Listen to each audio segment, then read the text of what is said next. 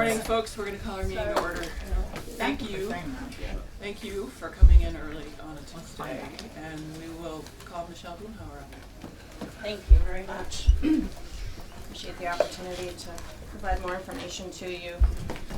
I have a few slides I'm going to run through, and basically just wanting to try to provide more information to the committee to set the context that the Agency of Transportation is seeking a pathway towards permit system modernization. We fully expect our projects, which are going to have land use impacts, to proceed through the Act 250 process going forward. Projects such as the Circumferential Highway, Champlain Parkway, Cabot-Danville, Pittsford-Brandon, big corridor projects, which basically have land use impacts, interstate interchanges. All of those are projects that do have community impacts and land use impacts, and we are not suggesting that those would be exempt from Act 250. What we're really trying to focus on is the modernization of this permitting process relative to projects which are on alignment, which are not adding climbing lanes or new major capacity for the purposes of moving larger amounts of vehicles. We're talking about safety projects that assist an interstate exit from having cars flowing onto the highway because the ramp is filled up, or a turn lane to improve safety, or a roundabout, and those sort of things which have minimal acreage impacts and are really focused on safety and improvement of the system, whether it be repaving a highway and making sure the shoulders are wide enough so that bicycle traffic can proceed safely, or other things of that nature which relate to the fact that we are required to have safety first as our consideration. So to remind everybody what the language was that we have proposed is that land that was previously disturbed as a result of construction of a transportation facility would be excluded from the calculation of the disturbed land, and that this exclusion would not apply to the creation of new or additional points of access or exit from an interstate highway system, just sort of the bold areas. And I think we talked a bit last time we were in. Yes, please. What's an additional point of access and an exit? So for instance, there have been several studies done in Chittenden County and South Burlington, Williston area about a new interstate interchange, exit 12B, where's the name of the sort of studies, that would have provided access off of Route 117 that comes up from Heinsberg. So a totally new exit. Totally new exit. Not a new lane at an exit that exists. Right. That a new lane at an exit that exists, in all likelihood, probably would trigger the need for an Act 250 review because of the acreage beyond sort of the existing highway, which is what we're talking about here, that would be expanded. One new access lane at an interstate interchange would be more than 10 acres. It could be. Could be, in but particular. I mean, that seems like a lot. Well, the other thing to consider is nowadays with the stormwater requirements, all of the runoff on that new lane has to have a facility to go to that we have to manage, and so sometimes we have to acquire additional property outside of our right-of-way to build a stormwater management facility to address that. So every situation would be different, but there is the potential that in all likelihood a new lane. I'm going to talk about an example which will show you that we're not necessarily adding new lanes, but we're realigning the interstate exit, and that would sort of where that led us. Water barrier. That's a huge improvement. So here's an example cross-section of Route 7 in Charlotte. Folks that have traveled down Route 7 will recall that a couple of years ago, after at least 25 years, maybe 30 years of working on this project, we actually made improvements to Route 7 in Charlotte, which basically required us to and the red area is area outside of our existing highway right-of-way. You'll see to the right that we've done a little bit of realignment to the roadway. to sort of straighten some curves that were safety issues. If you've traveled down through there, you'll see that we had widened the road a little bit. And yeah, well, I yeah. thought you were adding a lane while that was happening. That was pretty significant. Yeah, and so, so this would be, the red area would be considered to be new calculation of property in the road, in the project in terms of what would, how we would calculate the acreage for Act 250. And what is that acreage in the red? That acreage in the red, I don't know the exact acreage of this particular cross-section. So would this project be exempt now under your new language? Where's Rob behind me? Exit 7, Route 7, Charlotte, was that exempt? I don't believe it was. I think it was, what's it say right there on the slide? Project disturbed area was 13. Oh, That's there in it is. square feet, and he did, this is Andrea, right, from VTrans. The calculations were square feet per page, so we did the whole project. And it did go from over 10 acres to less than 10 acres in that calculation. And those areas that had to be moved out was mostly for temporary impacts, because we had to move the road over to keep traffic flowing during construction. So you removed those from your application in order to not go through Act 250? No, those would be the areas that would count for the new calculation, the red areas. Okay, so what was the total calculation for this project? Looks like 0.3 acres. That's square feet on that page. I can't recall off the top of my head what the absolute total was, but I know it was previously, for the whole project, if you included all the disturbance, like we would have under current Act 250 jurisdiction, it would be over 10 acres by quite a bit. I can't remember the exact numbers, but 0.3 acres. So this is an example of a project that would still go through Act 250 because of the amount of disturbance that was created. Even though some of it was temporary disturbance and some of it was disturbance, as I sort of recognized before, which were created by other permit requirements that we have to now go through. Okay. Yeah, it's 0.3 acres. So, 14,000 acres, 4,500 square feet. 42. 42,000 for an acre, but Oh, that was just yes, one sorry. that was just this plan sheet. That was just an example to show how that would look on a plan view Yeah. compared to a typical section that we shared last time we were here. Yeah. So, just to reiterate what I mentioned before, which was projects with more than 10 acres of new disturbance, and that new disturbance might be related to sort of the lanes themselves, or it might be related to a facility we have to build to manage stormwater. All those projects that have 10 acres or more of new disturbance would continue to fall under Act 250. And you may ask, well, how many projects will that be? Well, we won't know until we analyze each one of them, until we have permits from agencies to say this is how much stormwater management you need. And so it's a little bit hard to sort of predict how many permits are going to be continuing to fall under Act 250 and how many will not. What I can say is that currently about 10% of our projects fall under Act 250 jurisdiction. And based on some of the analysis that we did for the committee, since we were last here with the committee, we would expect that potentially half of those projects may no longer fall under Act 250 jurisdiction. But all the projects, examples I give here in terms of sort of the types of projects that will have a land use impact would continue to be reviewed under Act 250. The types of projects that would potentially no longer be subject to Act 250 jurisdiction include, reconstruction of roadways or bridges on existing alignment, intersection upgrades, sidewalks, pathways, those types of projects. And I'm going to walk you through an example of a project that we are in the midst of trying to move forward. Good luck. May I ask a question? What do you mean by pathway? A pathway might be a rail trail. It might be like a major pathway like this. The Circumferential Highway Alternatives projects has a particular project that's a pathway adjacent to Mountain View Drive in Williston, or Mountain View Road in Williston, which is about a 5-mile roadway that connects North Williston, Jim knows it, to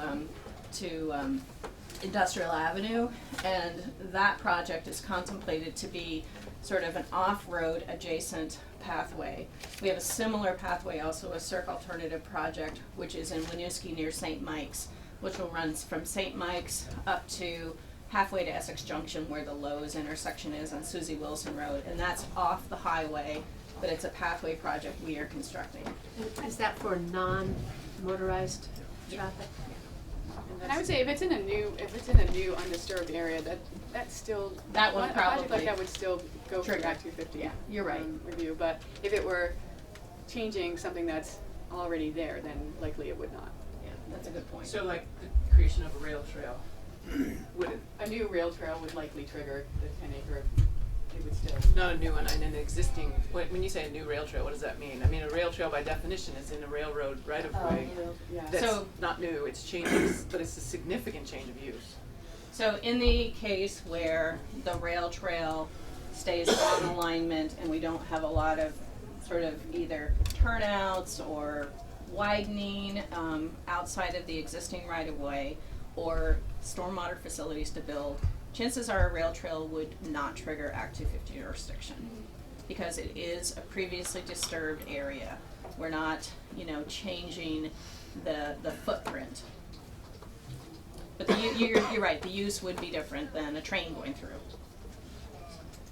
But the impacts have already occurred, and we would still be going through the permitting for addressing stormwater during construction, stormwater after construction, and other impacts. And, But certain- stormwater permits don't address parking for a trail or other issues that a neighbor might have regarding individuals on bikes or walking in their backyard versus a train that goes through once a day, or not at all because the railroad's gone, but. Yeah, and I think if we looked at those calculations, and depending on how many parking areas were involved, that may put us over the 10 acres anyway. Yeah. And we would have that public input, but we would also have that public input prior to Act 250 through our whole development process and through our other permitting. Planning For the record, process. did you introduce yourself? Yeah, I did earlier, Andrea Wright. Thank you. Okay. That's cool. Yeah. I'm interested to know how you arrived at 10 acres. So 10 acres is the current jurisdictional trigger for Act 250 projects. And so what we are basically outlining here is that if we are already working in a disturbed area, i.e. the roadbed, we're not changing the land use because the existing activity occurs there. It's already a transportation corridor. And so like any other, say a new housing development is going in, next to an existing housing development, maybe it's the same developer like we are, but they don't calculate if it's previously exempt from Act 250, the prior housing, that doesn't add into their whole calculation of their new project. So I guess what I'm saying is that we would have a project that's already in a disturbed area on for a particular land use that's going to continue. And so the 10 acres is what the new development project is. And so what if some of that, I appreciate your clarification here in the disturbed area, but Yeah. what happens if part of that reconstruction has an impact on a adjacent wetland, for example? So we're permitted by the state agency of natural resources for wetlands, stormwater. We have federal permits that we have to receive from the Army Corps of Engineers. And so anything that has a jurisdictional impact under another permitting process, we're going to continue to have to get those permits. Act 250 has no bearing on the permits that we're required to get. Thank you. Yeah. Okay, so let's look at the example of exit 17. And this is an interstate interchange in Milton that basically carries traffic to Route 2, which is on the right-hand side of the screen, and then to the left, the road goes up, Route 7 on the right-hand side of the screen, and then Route 2 is the perpendicular road that goes up to Grand Isle. And right now, we have a situation where traffic backs up onto the interstate and has for at least the past 7 or 8 years, particularly coming northbound in the evening when people are trying to come back from the Burlington area and go into either Milton or up into the islands. And it's not uncommon to see a mile or 2 of traffic backed up onto the freeway. And when I was working in my previous job at the Regional Planning Commission in Chittenden County over 7 years ago, we petitioned the agency to at least put in a warning light saying traffic may be stopped ahead a few miles back from this area. And that is there. And that is there. Certainly Representative Morgan's very familiar with this phenomena. We also now have a situation where traffic coming southbound from the St. Albans area, in particular in the morning, is backing up onto the interstate at times, not as severe as the northbound traffic.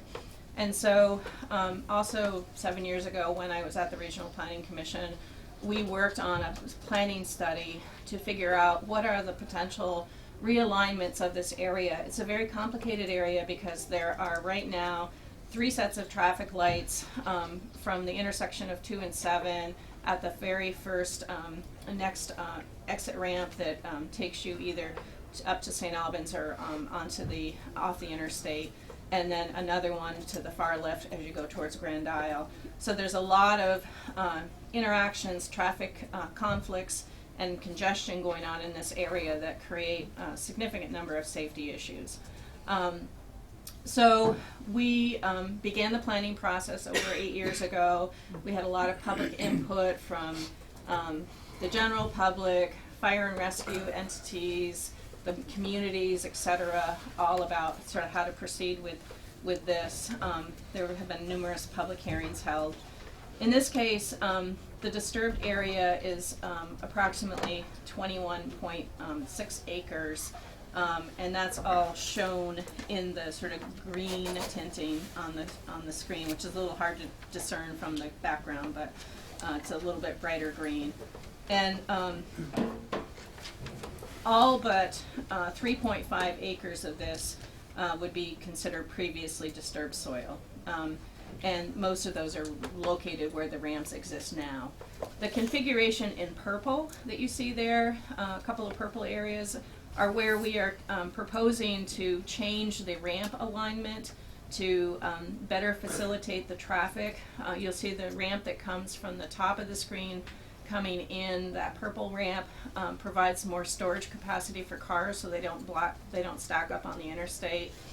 And then the ramp that allows additional traffic to exit the interstate would also add more storage capacity for cars to get them off the highway. So that's just sort of an example of the type of configuration. Yeah. Oh, sorry. Jim? Just a question about this project. That looks very useful, first pass, but what happens to chimney corners? Because that'll become the next bottleneck, even, with the traffic signal that's there. Is there a roundabout planned for there, or are there upgrades to that traffic with more lanes and so on? So in this project, if you see to the right where the 2 and 7 intersection is, the sort of chimney corners where it's being referred to is just a little bit outside of the screen on the bottom right, and there's a store there. And so there is currently quite a bit of traffic that comes up Route 2 and tries to either make a left-hand turn or go straight through up to Milton. And so the new design takes into account all of that traffic. So there have been all kinds of traffic modeling to understand how this and several other configurations that were modeled would perform under this. And given the constraints in this area and how we could best manage it, we have identified this, not a roundabout, as the potential solution for this traffic. But an additional treatment will be needed there of some sort to accommodate the better flow from the ingress egress of the highway. From the store, or just No. in general? Yeah, and that's going to be managed. The improved interstate exiting traffic just get snarled up there. So what are we doing about that? Yeah, so that's all a part of the project. It and is, it's, okay, yeah, that's all I wanted to know. everything is, like, this whole area has been redesigned yeah. to address how the flow is gonna occur throughout the whole system there. We don't just do like one little leg, we have to take into account how this whole system is going to operate. Thank you. And just to follow up on Representative McCullough's comment, I think his point was also to ensure that we're not phasing this and thereby only calculating the additional footprint of a portion of the project, when in fact, if I may use the term master plan, the master plan has a multi-phase component that would, in effect, if you added up all those increments, would trigger the jurisdiction. I see what you're saying. Yes, we cannot do that because then we would not be able to maintain a safe highway system, which is our primary objective. And even with corridor projects like the Route 7 Charlotte or Cabot Danville or Pittsford Brandon, those projects, kind of the way you describe it, master plan, those projects are planned to be a corridor of improvements, and they all work together. So we need to do traffic analysis that understands how any like small improvement in one area is going to impact another, and so we are looking at a whole corridor. Now we might bid those projects out for construction in different phases, like we have in Route 7, Pittsford, Brandon, and down through that area. But we're not going to permit the projects as segments because that just it's counterproductive to the way that we plan for our projects and proceed with our projects. That's why like big projects like the Cirque Highway, Champlain Parkway, et cetera, have those frameworks. We only have a couple more minutes with Michele. Yep. My one question is, we're spending quite a bit of time thinking about environmental justice. Yes. And making sure we're incorporating an environmental justice lens in everything that we're Yep. doing. And in fact, we're talking about adding a criterion. Yep. We want to make sure where there's no unintended consequences of if we were to include this in our proposal. Are we setting ourselves up for unintended consequences of potential impacts with an environmental justice lens? Can you Yes, speak to that? I can. So our planning processes incorporate environmental justice, going all the way to the sort of regional level where regional planning commissions and the MPO are participating in the planning process and the scoping studies, and the lens of environmental justice is considered at that level.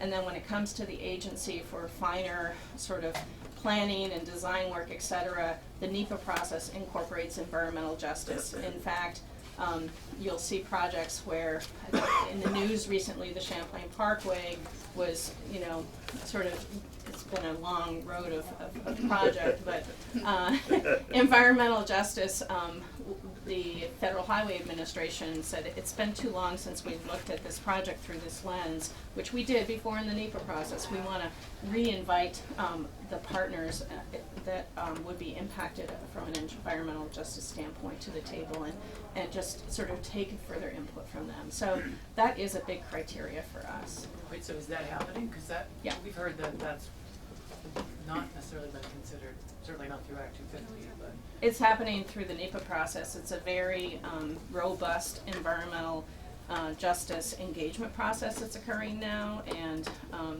we have had project meetings in the neighborhoods where community members have been, are potentially impacted by the project, taken their input. And how do you address their input? You're coming through their neighborhood. I mean, I don't So see. there are a variety of measures, and I don't know, Andrea, if you want to sort of participate with me, but I think that it has to do with either mitigation for the project, how we might be providing, alternatives for them that help support their neighborhood through sort of better walking and biking infrastructure, transit infrastructure. There's sort of a variety of mechanisms that can be considered. Now, that's an example of a project that's very far along, but environmental justice elements are considered early in the planning stages too. And so I'm not sure if I'm sort of helping. Well, you're helping because we're trying to have this conversation sort of separate from the VTrans, and I think understanding Yeah. whatever we can get at this Yeah. point. Well, I guess we're probably doing more than any other developer when it comes to environmental justice, honestly. No other developer is required to do the things or takes upon themselves to do the things we do from an environmental justice standpoint in our planning processes. So I would say we are probably way ahead of the curve compared to most developers. I mean, that's what I believe because that's what I've seen in practice on the ground, and I don't see any other developers doing that. The rest of the Exit 17 example talks about sort of what this process for Exit 17, a safety project, took us through. So starting back in September of 2 years ago, we prepared our submission for Act 250 exemption through a jurisdictional opinion, seeking a jurisdictional opinion on the project being exempt. There were numerous state and federal permits that we had to apply for and obtain for this project. There were no fisheries impacted, which is often cited as a concern in Act 250, not addressing that. And we offered in advance to the Ag Department to mitigate soils that could potentially be characterized as agricultural soils, and they rejected our offer, deeming the soils to be subprime and not considered for jurisdiction. And yet, in February of 2019, the District Commission denied our request for exemption and issued a JO indicating we had to participate through the Act 250 process. We asked them to reconsider. They declined that. We spent 6 months and $50,000 in consultant fees and agency staff costs to prepare our application. In November, the District Commission issued a notice to review the project as a minor application, and a public comment period was held in December. There were no comments, and yet still the District Commission may decide to hold a hearing on its own. As of today, we don't know whether we're going to receive a permit or if there's going to be a hearing. In this project, there are 31 conditions that we have to comply with under the draft Act 250 permit, including all of these either permits that have been issued for the project or processes which we must comply with already within our sort of own standards and criteria. So I think this is an example where for 2 years traffic has been backing up on the interstate, creating unsafe conditions. For 2 years people have been sort of stalled in that area, waiting for a solution. As I mentioned, we started planning for this project over 7 years ago, and it's been through lots of process to sort of arrive at the suggested layout. We're not sure what value the Act 250 process in 2 years and the money that's been spent has added to this particular project, which is on roadway alignment and trying to solve a safety problem. So this is kind of one of our examples of how the system and potentially modernizing the system for us might be appropriate in terms of our impacts to land use. So this is a third of the conditions. They look pretty standard, a lot of them, because they're relying on permits. The other, I guess we should, if you're going to base it on one or two examples, we should see the other conditions. Yeah, and so the other conditions, you have a table in your chart, which this is the Exit 17 project. It shows all of the conditions, and it shows how they were applied, whether there was another permit, whether it was not applicable under the jurisdiction, or whether it was being addressed. Maybe it wasn't applicable, but NEPA was engaged in this process. So who's determining if it's not applicable? If these are the 30 conditions. So These are the criteria and the other permits that we had to get and the ones that would actually apply to this project. Oh, so that's what that chart is trying to show. It's not the conditions of the Act 250 permit. Just the can we get criteria. those? yeah, we can get you the conditions of the Act 250 permit for sure to look at. Then the other thing I'll leave you with is we've prepared a chart. There's sort of two versions of this chart that articulate all of the conditions under Act 250 and what other types of permitting processes, whether state or federal, or standards or guidelines, or agreements we have with agencies that we have in place that we have to comply with that may relate to Act 250 criterion. This is basically to demonstrate that we are a very heavily regulated developer of projects. Unlike, other developers, we have a lot of federal, requirements that we must go under to, and we're talking about federally funded projects, just to sort of clarify that as well. This exemption that we're seeking is only for federally funded projects. So those projects are all subject to NEPA and then as well as whatever other projects, whatever permits they're subject to. How many of your projects are not federally funded? And how much has to be, what percentage has to be to count it federally funded? So it's very few of our projects that are federally funded because we receive projects, we can spend 80% federal funds and then we match it with 20% state funds. And so we try to get everything eligible to be federally funded because that's sort of how the system works. And so the types of things that are not federally funded are maintenance activities. So, if we're unplugging a culvert or putting a patch on a road, that sort of thing. But like if it's a district leveling project even, where we're putting a skim coat of paving on a road, we're not widening the road or anything, even those now are federally eligible and we're using federal funds because we are barely sort of able to pull down all the federal funds that are available to us using what little state funds we have because the transportation fund revenues are declining. And so it's not as though we have a few sidewalk projects because it's very difficult for towns to develop a project using federal funds because of all the complexities of permits and processes. And so we carved out a small amount of money, I think it's $250,000 maybe, for small projects of sidewalk, replacement repair projects for communities to access. But we have very few things in terms of the development of projects that are not federally funded. Okay, that's what I. Yeah. That's what I thought. That's all I Yeah. needed to hear. Absolutely. Jim and then Carrie. I know we gotta go. So this is more, Michele, of a comment than a question, and thank you for your presentation. This was by far the best VTrans presentation this year. That's just gonna say.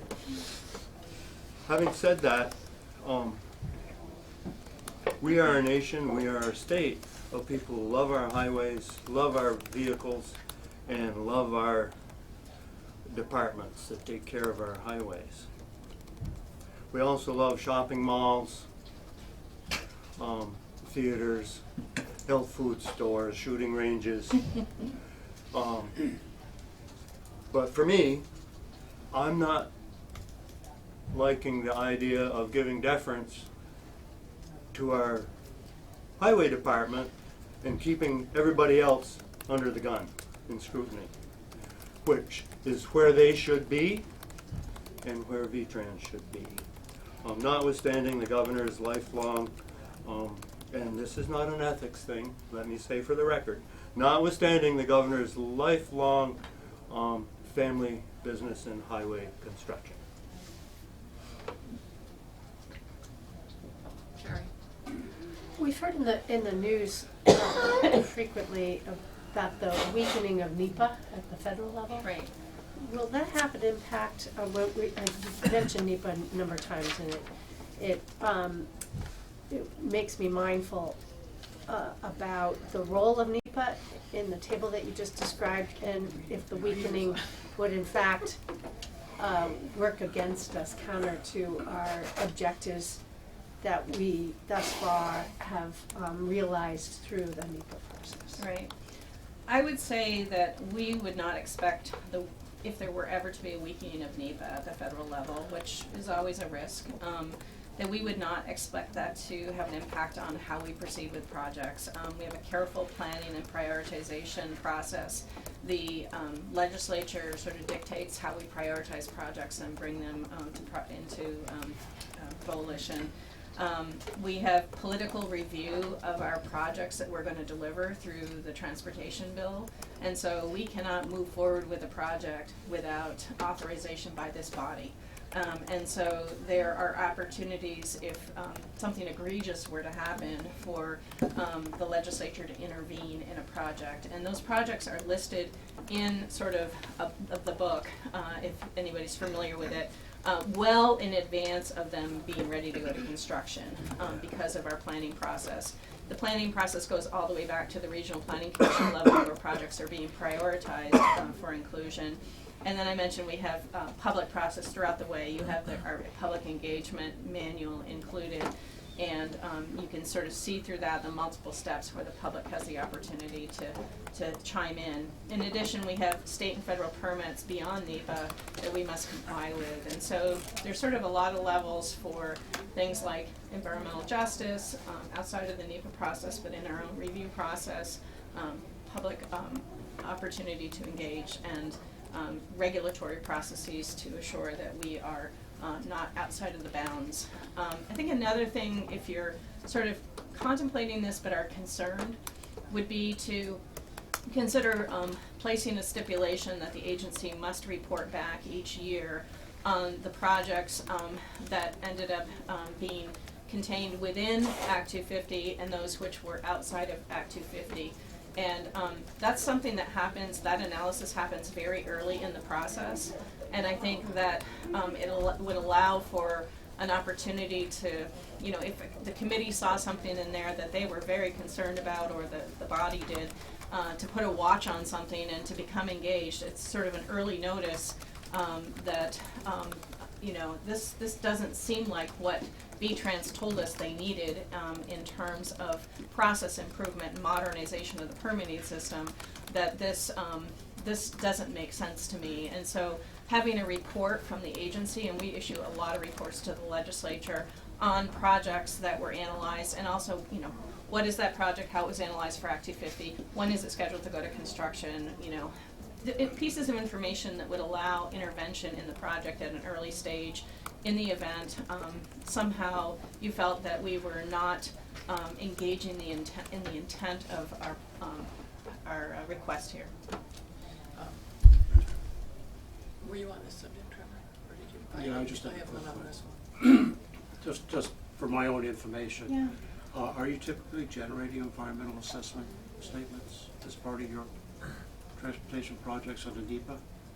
Yeah, and I'll let Andrea answer that because she's the head of the environmental. Most of our projects are categorically excluded from NEPA, which doesn't mean it doesn't have to go through the environmental review process. It still does. It's just a streamlined Did you say version. most of them are excluded from it? They fall into a category that's called a categorical exclusion. So this categorical exclusion, we call it a CE, or an EA, an environmental assessment, or an EIS, an environmental impact statement. The large majority of our projects are So the under NEPA CE. process doesn't cover most projects? So it does cover every project, and you still have to go through all those criteria. So we have to make a justification that is submitted to the Federal Highway Administration of our analysis of our categorical exclusion, which is the lowest level of NEPA, and how we met these criteria. And they review that, and if they find that, no, this should have been an EA, environmental assessment, or an EIS, environmental impact statement, then they would advise us, and we would have to elevate. I have one more for you. Well, I guess I appreciate your suggestion of the report back, but the inverse of that would have been the 6 projects that are under Act 250 this year, or currently, understanding how many of those would not be under jurisdiction under the proposed 10 acres of new disturbance. Okay, so we can find out how many projects that are currently in the queue are under Act 250 jurisdiction, and I guess I would like to ask Andrea, like, how difficult of an analysis is that going to be, because the way we sort of went, you know, you saw that one cross section that we had the Route 17. Yep. Charlotte. Maybe you can talk about how that was generated. It's an intensive program for our engineers to go through, analysis for our engineers to go through and get that information. That's why it took a while to get these numbers that we were able to get. And like I said, we can go back and share those, but I think we can definitely provide more information on what we have currently going on and exactly how that would pan out for each of those projects. But I think, like Michele went over, the Pittsburgh Brandons that are currently under construction, that would still fall under Act 250 as a corridor type of planning situation where we're building per contract.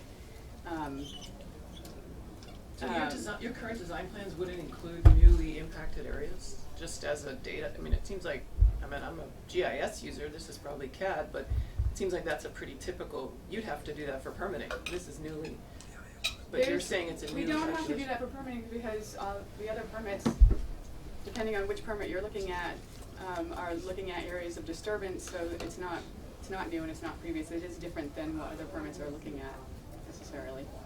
I mean, there's operational stormwater permits that are different in that you're looking at the difference between pervious pavement. So I- That's an interesting point. So Act 250 is the only place where we look at the total disturbed area. That's No. That's helpful. No, the other Sounded permits do like look it. at the total disturbed area. They have to, like stormwater, for instance. The stormwater analysis is based on disturbed area. Our construction permitting, all Yeah. of the wetlands permittings are, Yeah, you know, it's temporary impacts, it's permanent impacts, yeah. but it's not new, it's impacts from the project. Yeah, so, yeah, it doesn't define new versus old, it's just total project impacts. What we could do is, you know, without diving into like, you know, a full engineering analysis, which is what they did for this one to help demonstrate this to you, I think we could probably do a pretty easy back of the envelope, but realistic understanding of here's the projects that have gone through Act 250 in the past 5 years, and here's the ones that probably would not have gone through Act 250 under this proposal. And I think that's probably what you were looking for last time, and Yeah. we have not yet delivered that to you, so I apologize for, I think we got into the weeds on really doing a technical analysis with our consultants versus understanding that probably a higher level analysis would have satisfied an understanding for the committee. Yeah. Thank you. It is, Thank you. it is gonna take time to put that together. There's just no sort of general way to do it. You really need to go through and perform some calculations and stuff. So we can get it, it won't take a little while. Do you know roughly how long, a few days, a week? I was gonna say like a couple of weeks. Yeah, we're on a different schedule. I know you are. So, thank you very much. Thank you. Thank you. The Senate might want that information, Yeah. just saying. Yeah, Yep. that's a good point. Yeah, Thank we're you. continuing to work on it. Yeah, we haven't stopped working on it, it's just, maybe what we can do is deliver to you information that we do have. Mhm. So, Okay, thank do you very that. much.